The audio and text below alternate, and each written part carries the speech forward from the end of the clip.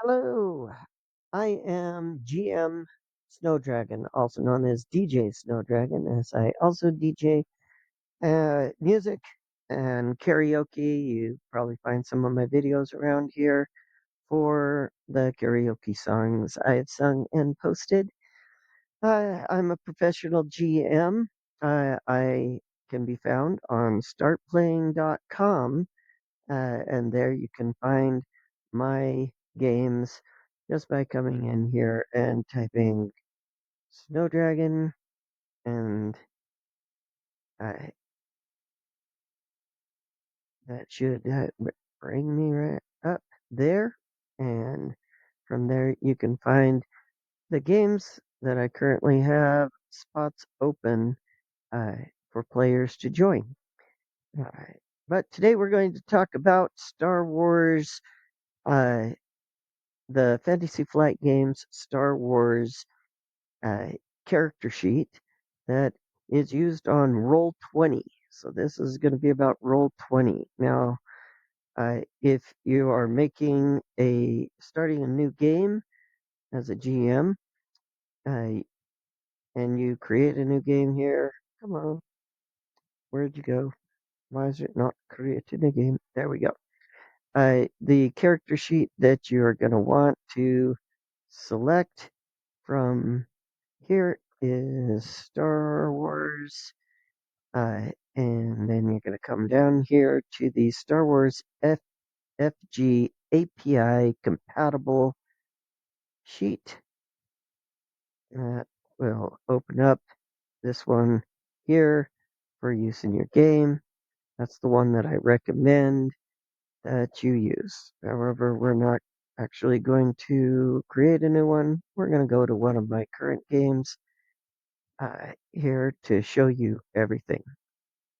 Another thing that you're going to want to do when starting up your new Star Wars game as a GM, and this tutorial here is going to be useful both for players and GMs. But let's go to settings, and where it says Mod API right there, I'm going to open that up and install the mods Star Wars Fantasy Flight Game, Dice Roller, Star Wars Fantasy Flight Games, Destiny Tracker. You need both of those mods for the full functionality within the system there. I'm just going to restart my API sandbox just to make sure there's no issues once we get into the game. And then we're going to back out of that and launch our game. All right, this is my Smuggler's Life game we'll be playing tonight. Uh, and we've got some things already going on in here, but we're going to be focusing on character sheets. Now, there's two key components to character sheets and dice rolling in this game. For the GM, it is the dice pool. The dice pool sheet here is where the GM is going to be tracking their own destiny pool and they can set the difficulties and upgrade difficulties or downgrade difficulties directly from here, or even add in boost die for them. But make sure as a GM that each time when a roll has been done, unless you know that they're not going to change for the next person, hit that clear button so that when you have something in there, you hit clear and it zeroes that out. Also, you can put in those things. Make sure you click outside after you enter anything in order for it to set. Otherwise, it won't be quite in there. To start a session's destiny pool, make sure you, as a GM, hit clear pool, and that will zero out both the light and the dark side points. And make sure that you're starting with a clean slate so that the players can roll their destiny again. And you can force player update so that all players currently active with their character sheets can get that zeroed out. Let's go to a character sheet now. We're going to use this demo sheet that I've created here. and go in here, and we'll start the explanation of that. Okay, same thing here on the player's character sheet. You've got character sheet, vehicle sheet, so this is really nice. And a lot of the things that we're going to talk about in the character sheet going to work just the same in the vehicle sheet. You've got a place to create the various different types of stats that you're going to need entered in there, as well as crew roles, weapons, attachments, etc. Uh, you can set it starship, planetary, or beast for your various different types of critters or vehicles that you're going to be using. As general information as well as a crit table, and we'll get into crits later. Uh, then also you have a group sheet useful for players to track each of their help track the details of each of their groups, any NPCs in their groups, uh, and so forth.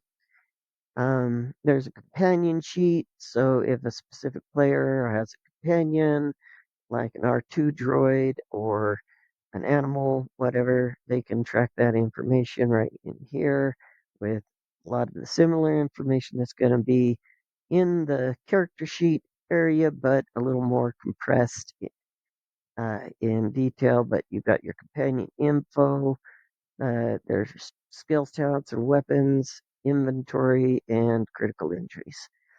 NPC sheet for the GM to use. I often just use the character sheet, but the NPC sheet is also there for a more compressed information section.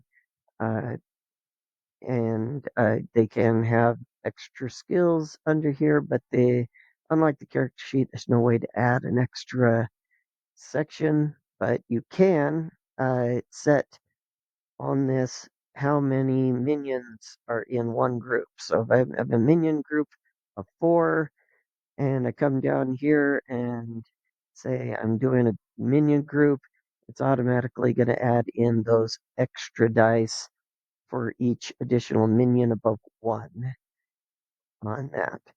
So, and your stats for the minions, talents, equipment, etc., combat, skills.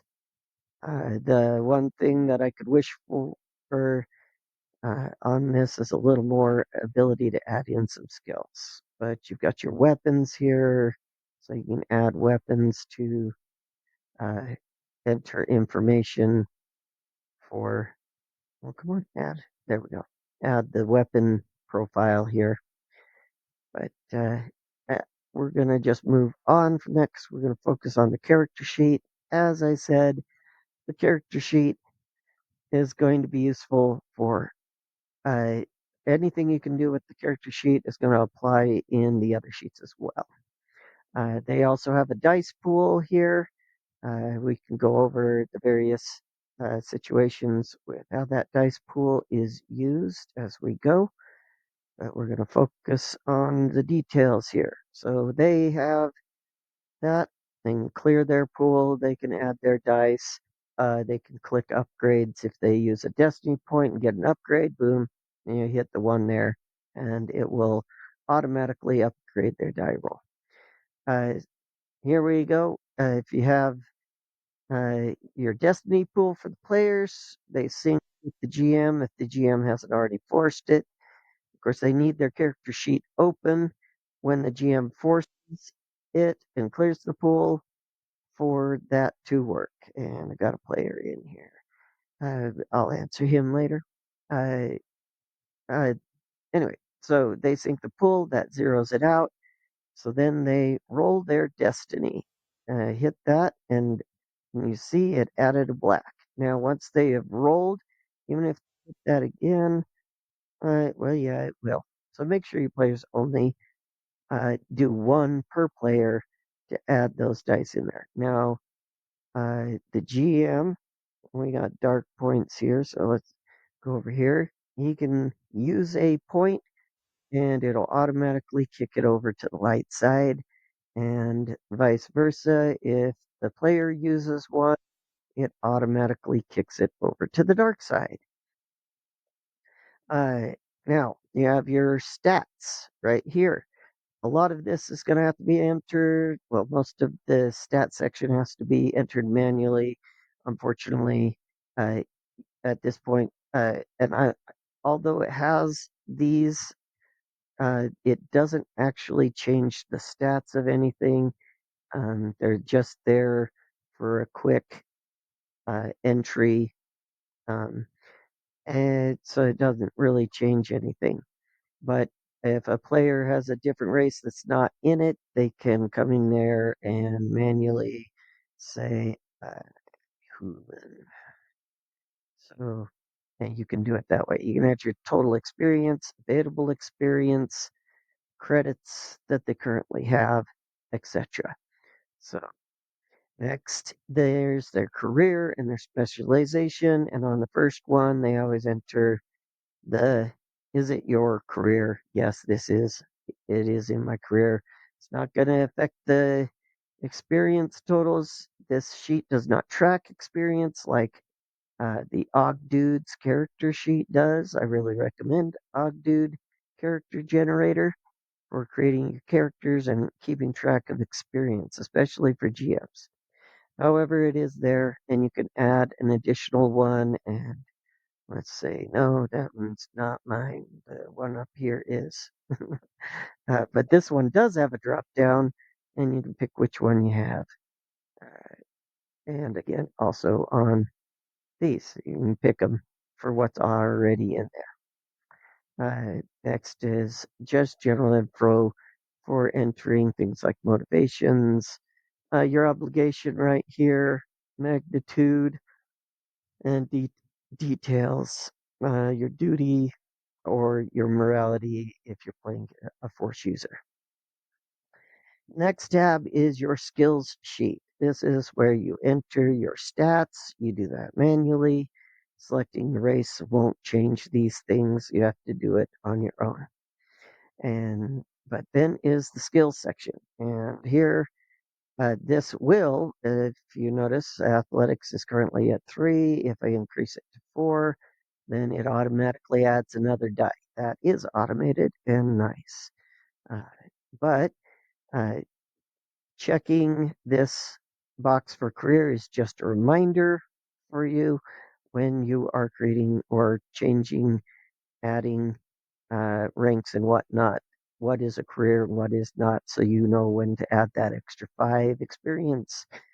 So, but if I change the ranks here and I click outside the box, it'll take away or add those ranks in there automatically. Again, very nice. So that you can keep track of all of those. Lastly, a very nice feature I like in here is the ability to add additional custom skills, especially as a GM. If I have a custom skill for players, they can add that in there. And you do that by clicking the add button, and then you put the name in, select what characteristic it uses, and it will automatically enter the dice for that characteristic.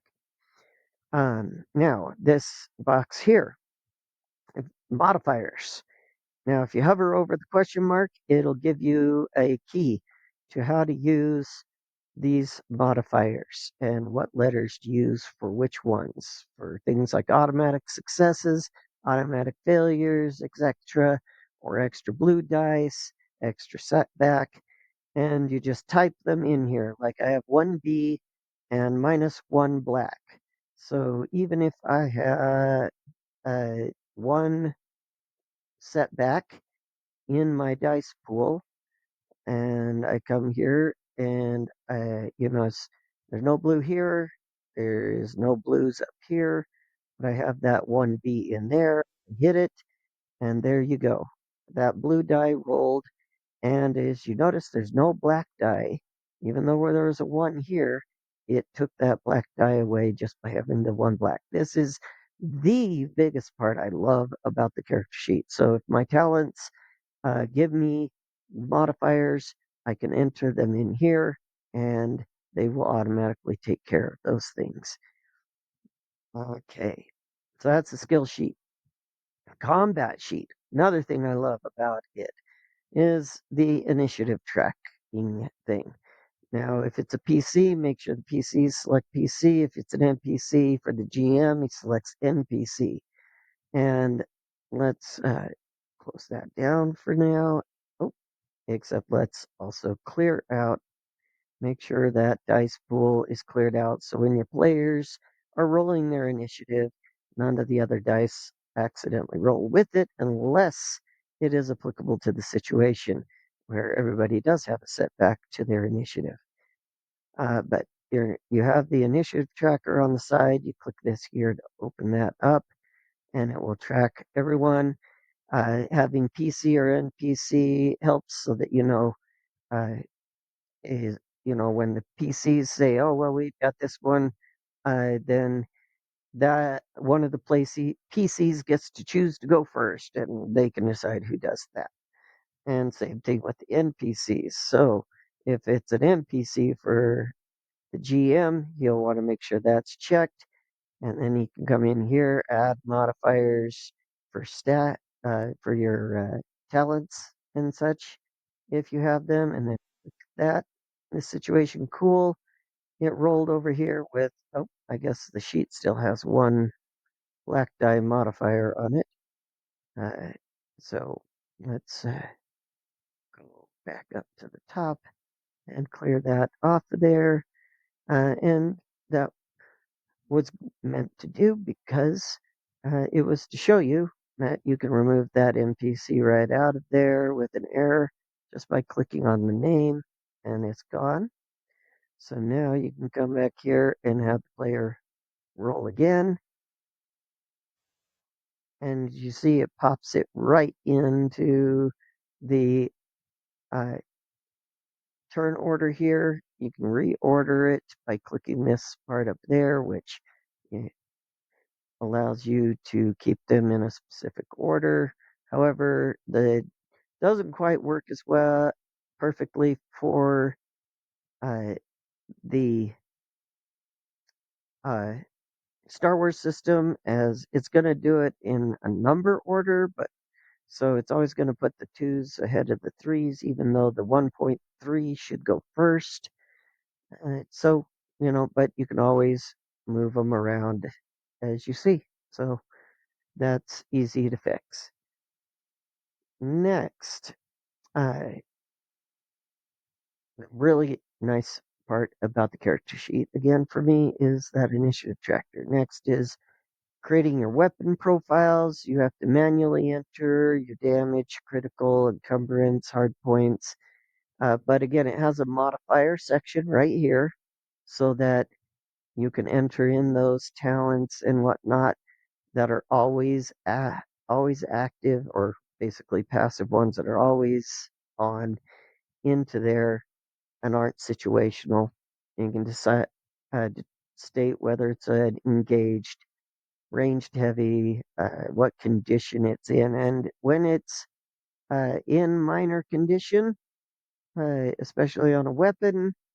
Again, that's another automated thing, and the player goes and clicks this die right here. It's automatically going to pull the ranged heavy stat and roll that, and it added that black die in for the minor condition. If we take that minor condition off, then that black die is no longer there. And of course, the GM could set the difficulty so that all those things already done.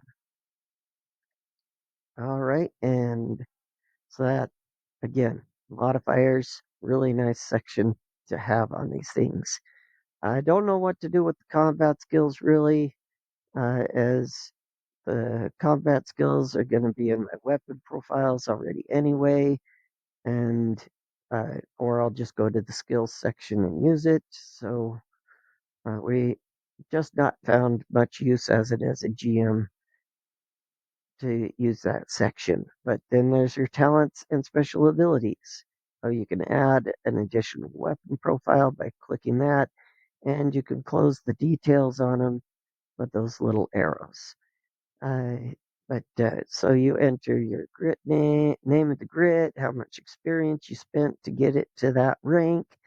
And so if I had another grit at rank 2, so on the second tier, costing me 10, so now I'm going to come in here and put 10 on that just to help me track it. But again, Ogdudes is automated, so you can track all of your character development there, and then just transfer the details here. Place for a book page, details of what it does.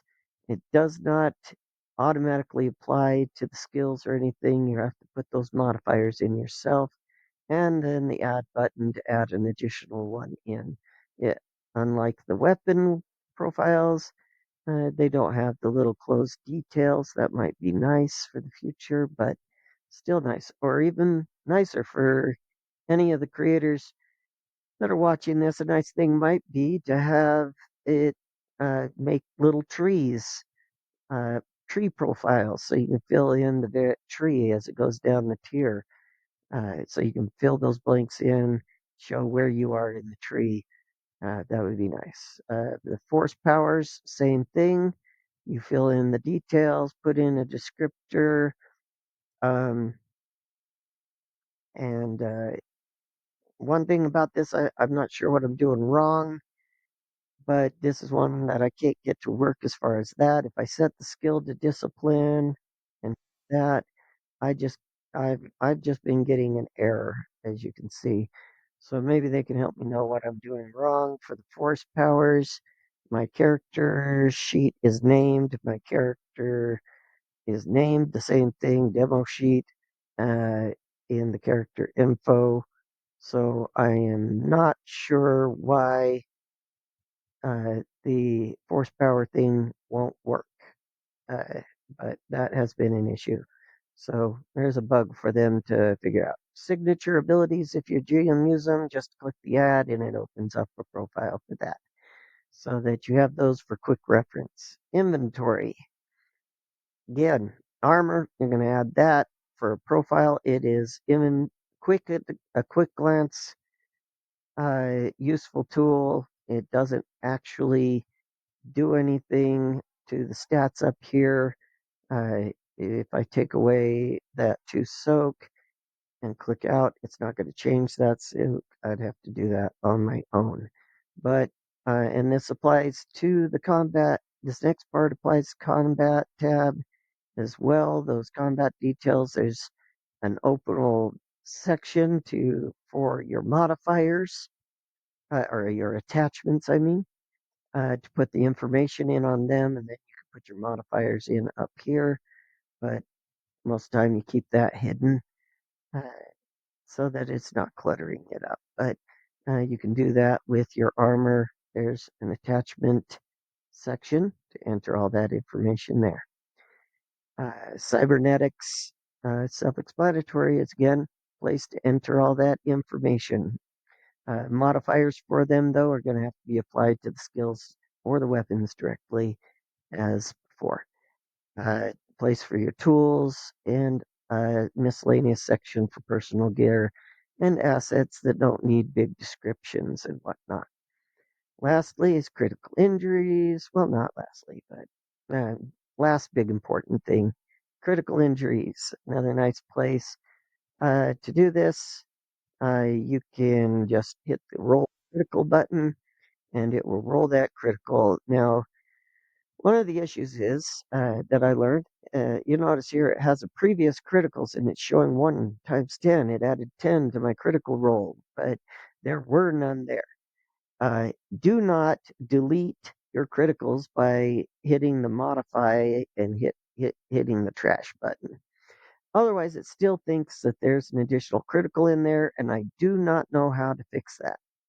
So the only way I know how to fix that is to put a -10 at this point in the critical offset and then roll it. And even though it rolled for a second one, it's going to take that -10 off of there so that uh, it rolled it probably rolled a 22 instead. Uh, but you got 2 times 10, and it's there. Instead probably rolled a 12, maybe, or maybe it did work. I guess I can't fix that either. Although I can just heal that off and then say I got a 12 for my roll and add critical myself, and it didn't work. Heal. This one for critical number is supposed to add the crit. There we go. So now put it in there, but it didn't adjust it. So again, heal.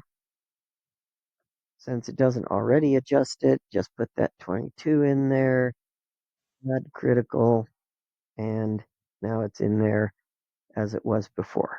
Heal that off, and heal that off. And oh, hey, if I added the critical and now I healed them, maybe I roll, I'm back to. No, it still thinks I have that one critical. But anyway, heal takes it off. Do not use the modify and throw it to trash. Uh, Notes, just a big notes section. But that should cover pretty much everything there for the tutorial on the Star Wars character sheet and how to fill it out. As I said, just as a minor overview, that right there is the biggest thing. Modifiers. Get that tooltip open down. I wish they had that tooltip in some of the other areas on the other tabs for combat, inventory, and such. But those codes to add into the modifiers are a really awesome part of the sheet to be able to use. So there we go. And if you're interested in playing in one of my games, I am DJ Snowdragon, and you can find me. I'm a professional GM through startplaying.com. Startplaying.com is a place to find your games that you want to play with uh, hundreds of professional GMs available to run the game that you're interested in playing. I hope you found this tutorial useful and look forward to seeing you on the tabletop. Have a good day, everybody, and be well.